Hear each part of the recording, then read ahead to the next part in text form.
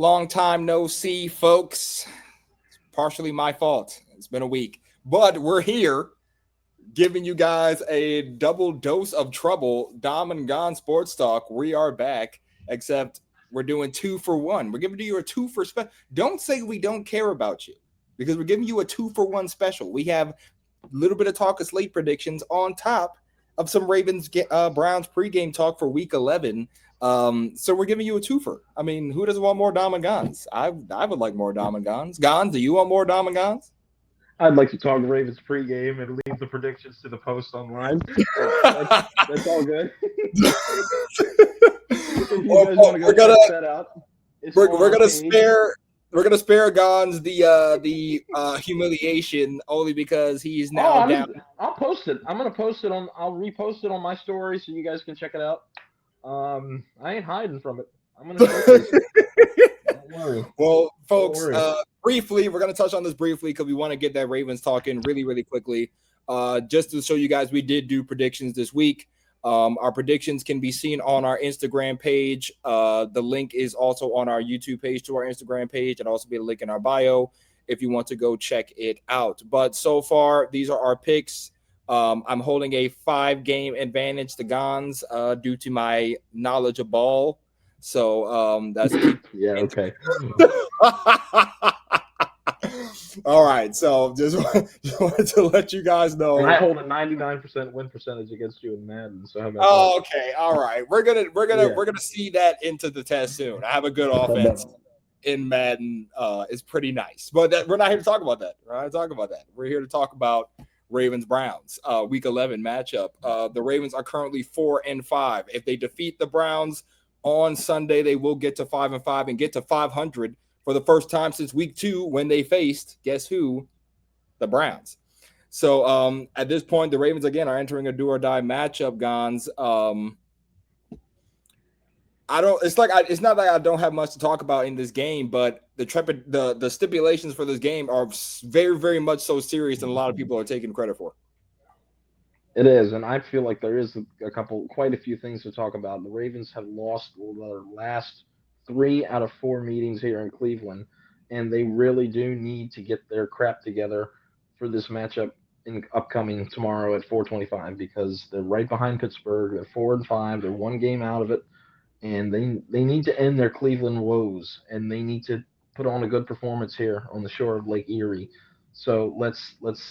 We've got a lot of Ravens fans who seem to be in attendance. This is, by the way, you guys, if you don't know already, this is greetings from Cleveland. I'm in my hotel room. We're getting ready for the game tomorrow. There's quite a few Ravens fans in the area. I mean, we can see a lot of people, a lot of purple, just going out and about in the city. We've gone to a couple bars, a couple restaurants, and seen some of the Ravens flock.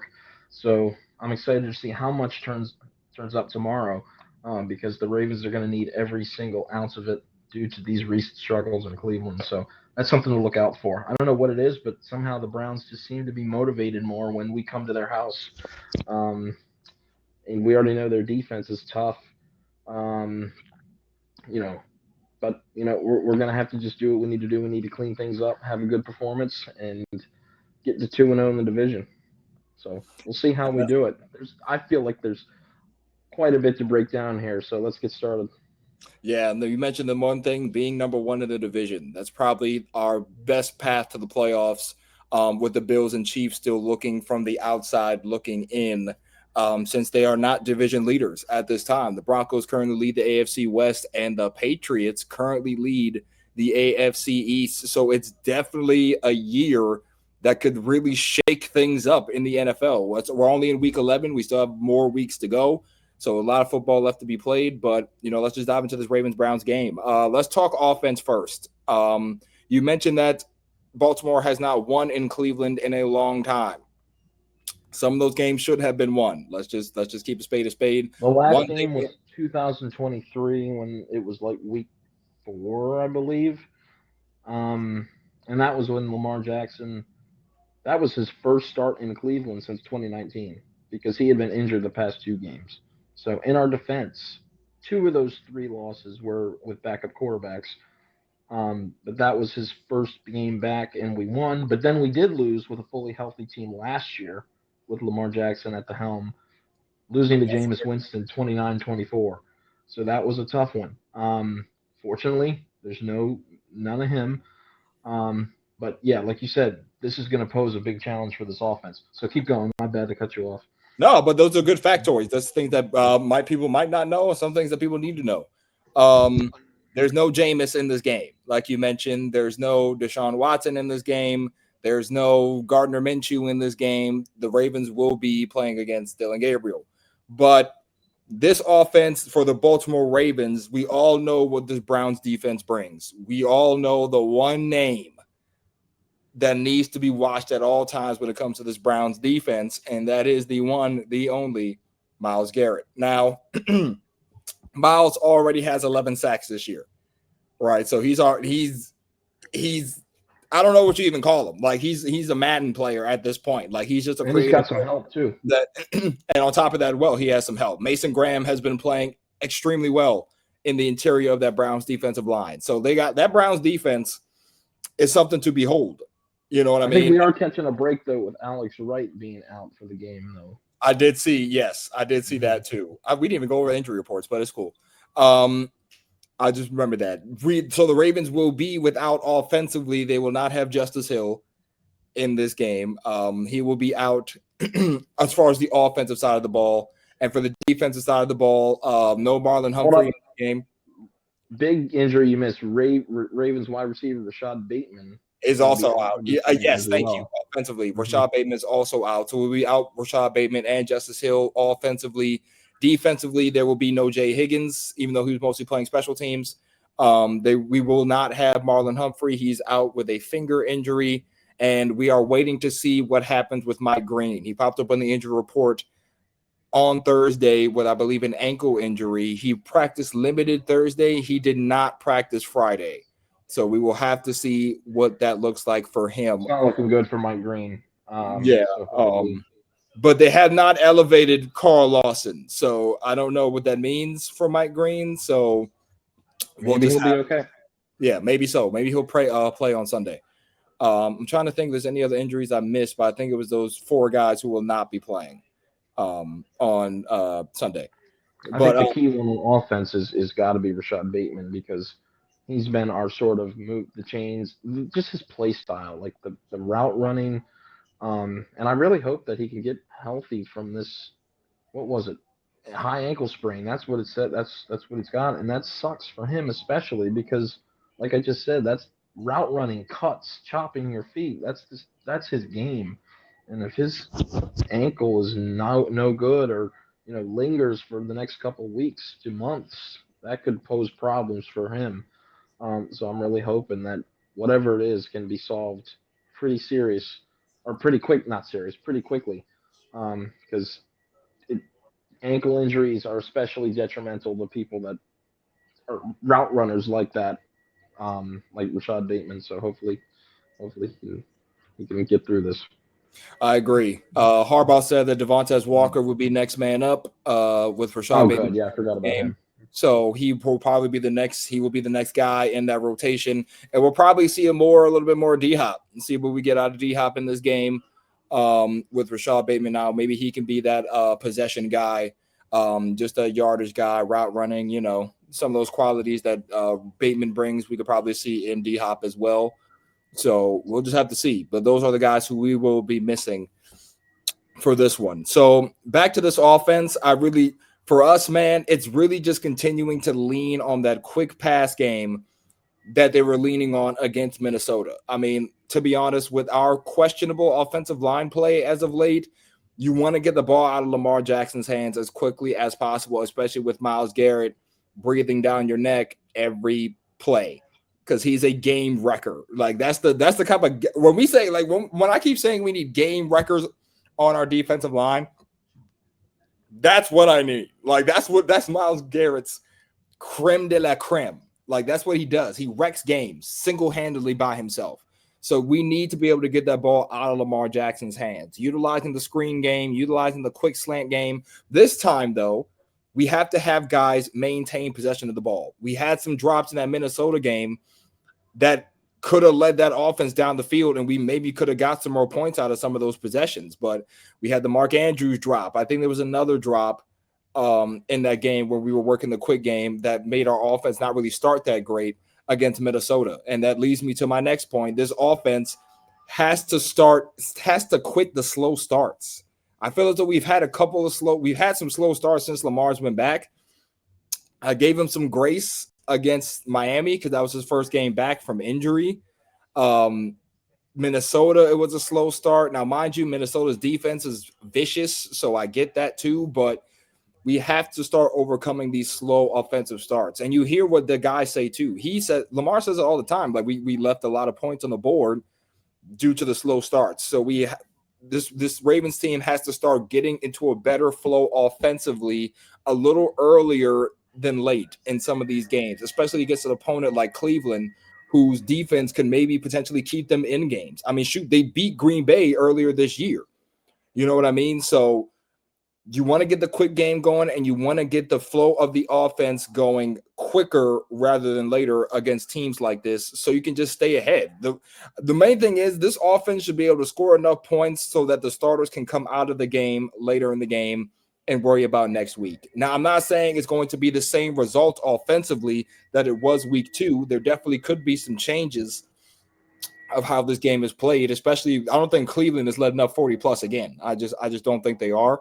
But if this offense can get into a groove, lean into the quick pass game, as well as lean on Henry, there's no Justice Hill in this one. So I would like to see Keaton Mitchell get a good bunch of carries as well, lean on those guys, and just take the pressure off Lamar. I just think that this is one of those games where so you make sure you can keep him upright with the offensive line not playing as good as we wanted to. So my main things, get the quick pass game going, lean on your running backs. I would like to see a healthy dose of Keaton Mitchell, and also screen game. Let's get the screen game going. Like I said, some free throws in for Lamar, get the ball out of his hands. I feel like if you could do that and keep this offense going, I feel like the Ravens can get this dub.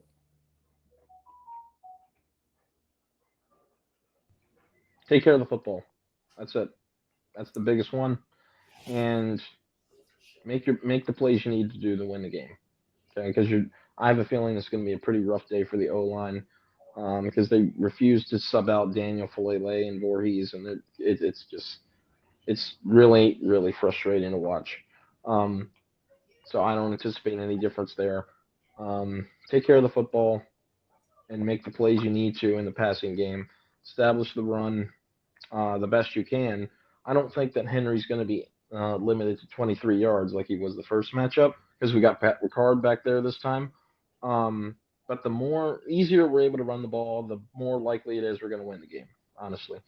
And then as for plays in the passing game, you said, yeah, Hopkins will step in, Walker will step in, and that's fine. But what I really need to see, I need to see Isaiah Likely do more, man. We've had these conversations before, and he's just, I don't know.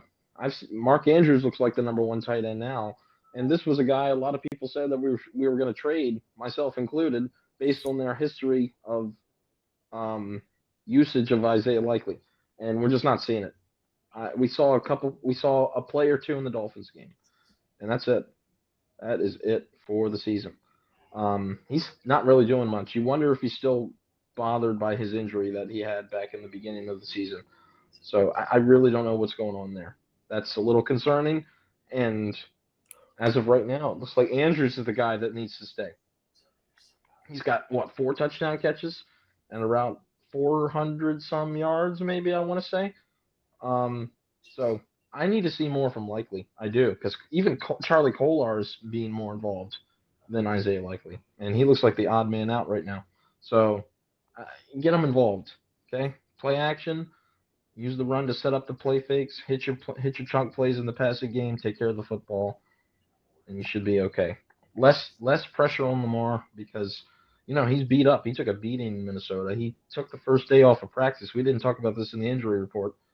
He missed Wednesday's practice and everybody started panicking, but then he came back Thursday and Friday and said that he's getting better. So we'll see. We're going to see what happens. We really are. But, quarterback dealing with a little bit of a nagging injury, dealing with some soreness and tightness, the less he gets hurt, the better, or the less he gets hit, the better. So Well, you're right Please, in both Gonz, cases. protect him. Yeah, protect him. And I just can't believe that they're going to continue to trot out Daniel Falele and Voorhees and just not even those two in particular. Let me not even call them out. Just the same combination of offensive line, just over week in and week out without too much progress being made. I mean, are they as bad as they were at times? No, but there are moments where it's just like, what are we doing? It's. I'm hoping when Emory Jones gets a little bit more practice in, that he should see some more time at the guard position. He really should. But because that's the only sort of potential candidate that I could see Harbaugh putting in for a little bit more extended play time than what we're doing here with the normal backup bench rotations that they are. So we'll see. We'll see. Yeah. And also before we move on quickly, so we got some updates here for Ravens elevations. So Jay Higgins has been placed on injured reserve, meaning he will miss the next 4 games with his injury. So again, defensive lineman Taven Bryan signs to the 53-man roster. He's been filling in these past couple of games. He's out of practice squad elevations, so he was officially on the roster.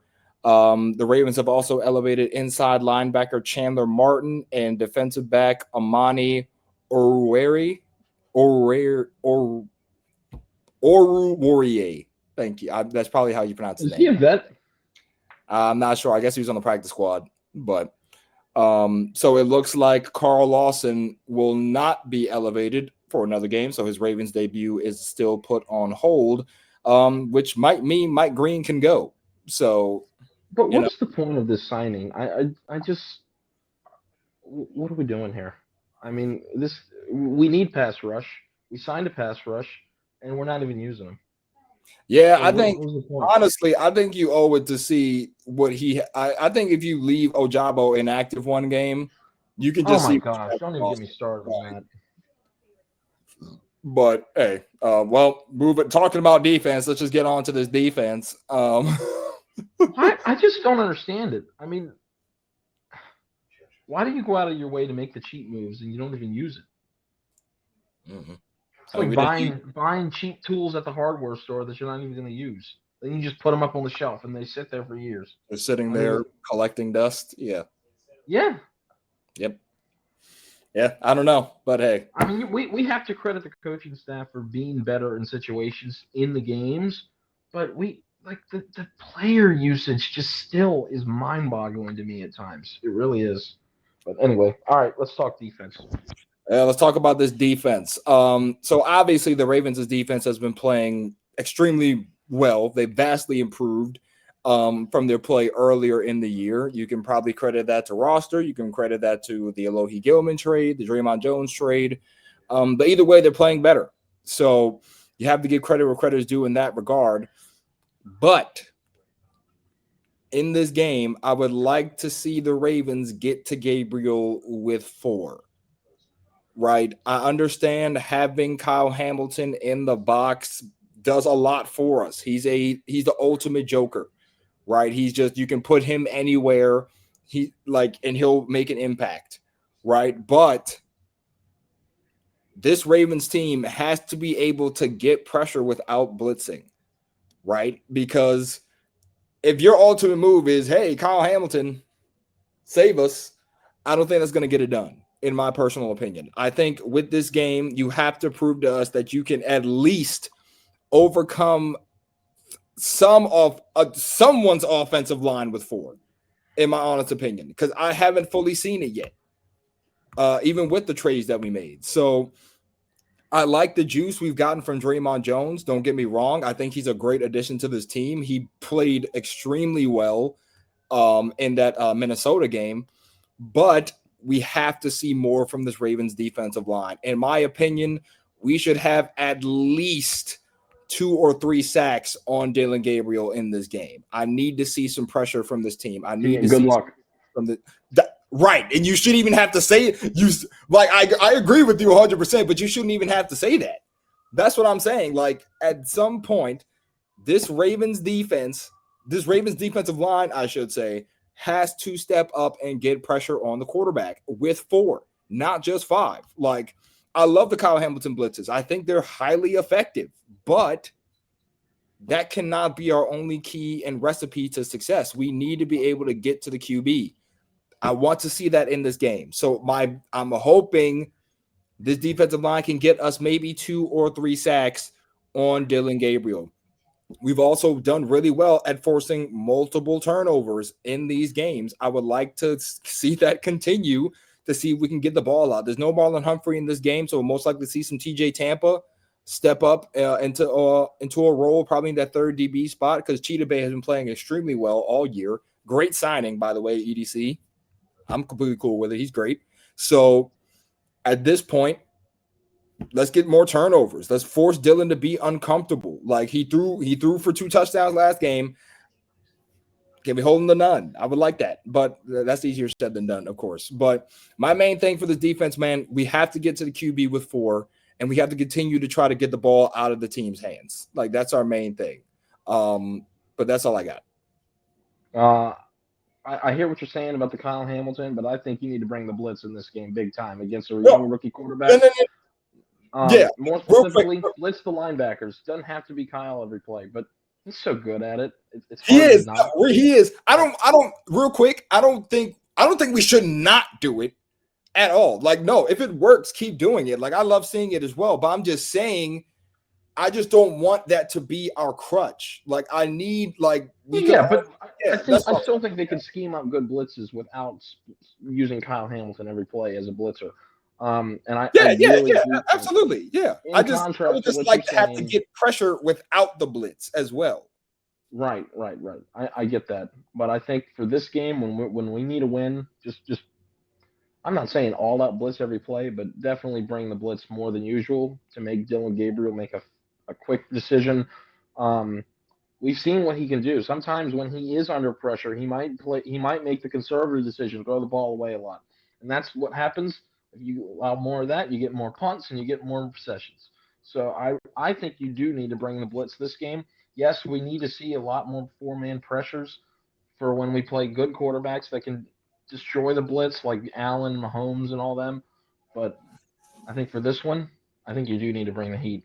You really do, especially without Marlon Humphrey. I mean, you can get home to the quarterback. That's less coverage that your DBs have to do. And he's a rookie. Let him have it, because there were some moments last week when we were getting after J.J. McCarthy, and he made a stupid decision. So let's do that again, for sure, in my opinion. But yeah, you're not wrong. We do need to improve our 4-man rush. I just don't think that's the game to focus. This is the game to focus on that yet, because let's face it, it's probably not going to be great. If it happens, great. If I'm wrong, phenomenal.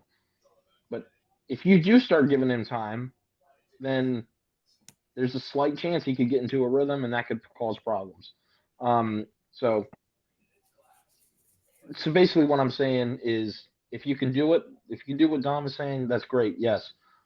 But I think you should bring the blitz in this game. Make it hard, force bad decisions, get more turnovers, and get more possessions, honestly. And continue your stretch of decent tackling. Teddy Buchanan, Roquan Smith, they've been playing way better football. Keep that going as well. Control the middle of the field. Don't let anybody out of your grasp. And we should be okay this game. Agreed. And let's try to shore up some of those run lanes, because Quinshon Judkins has been playing really well as of late. He had some garbage time minutes in our week 2. Was that the week 2 game? Mm-hmm. Yeah, so let's try to shore that up as well. We need that interior run defense to be nice. So it's still been a little shoddy. It's been improved, but we need to shore that up. That's another good point. Yeah, for sure. All right, folks, this is kind of that point in the video where we let you know what's going to happen. So Ravens-Browns, score prediction, Gonz. Who's winning? I think the Ravens really need to show up this game and take what they deserve. Get over those Cleveland woes like we were talking about at the beginning of the episode. I think they get it done 24-14. But it's going to be a tough one. It's going to be a battle. Yeah, I can kind of see that as well. Like I said, and I agree with you, I do not think they do what they did in week 2. I don't think they dropped 40. They were kind of more of a rhythm back then. Lamar's But still go ahead and do it if you want. No, yeah. I mean, if you want to do it, I mean, I'm not mad at it. Please do it. Shut us up. I'm Can we perfectly get fine. touchdown Tez to come back? I mean, all his catches are pretty much touchdowns, so who knows? But please do it. But yeah, I don't think they drop 40. But I do think they can win this game about, I think, 28-13. I think they can get the win 28-13. Get Lamar out of there at a certain time. The game is over. And then we get ready for the Jets. So, yeah. So, folks, I think the important thing is don't let this become one of those Pittsburgh Steelers games. Also, like where you just let the team, like the Green Bay Packers, they lost to the Browns in a Pittsburgh Steelers fashion. They let the Browns hang around the entire game, and then they won at the end. Like that's something we can't do. Put the game away when you have a lead. Don't give them any reason to come back. I agree. Yeah, don't let them hang around. Like, you don't want to keep them in the game. Don't let them feel like they can still win the game. Get them out of there so you can prepare for New York. That's all. But yeah, got a 3-game homestand after this, which is coming at a good time because you have a stretch of teams that you could that can really help turn the tide of your season. Here, you get this game, you get to 5-5, get to 500. The Steelers have a tough matchup against the Cincinnati Bengals. Yes, I know it's the Bengals. Their defense isn't great, but they already got a win over the Steelers one time, so who knows? But yeah, folks. So hopefully, will the Ravens get to 5-5? Will the Cleveland Browns try to throw a wrench into the Ravens' plans? Myles Garrett thinks they can still make the playoffs. Let's not give them hope. Let's crush it. So Ravens, please get the win. Gonz, any final thoughts before we get out of here? Handle your business. Please handle your business. I mean, that's pretty much the please. I'm begging you to handle your business. 4:25 is the kickoff time for this game, folks. Be sure to tune in. Hopefully the Ravens will make us happy on a Sunday. They've been doing it these past couple of weeks. Please continue that streak. But for now, we're going to get on out of here. Thank you guys for tuning in. We truly appreciate it. Gonz is in Cleveland, so he'll give the views from Ohio when the Ravens win. Please win. When the Ravens win, and it'll be great. So until next time, folks, we'll bring you some post game when the game is over. I'm Dom. That's Gonz. We'll catch you next time. Go Ravens. Stay warm. And we'll see you.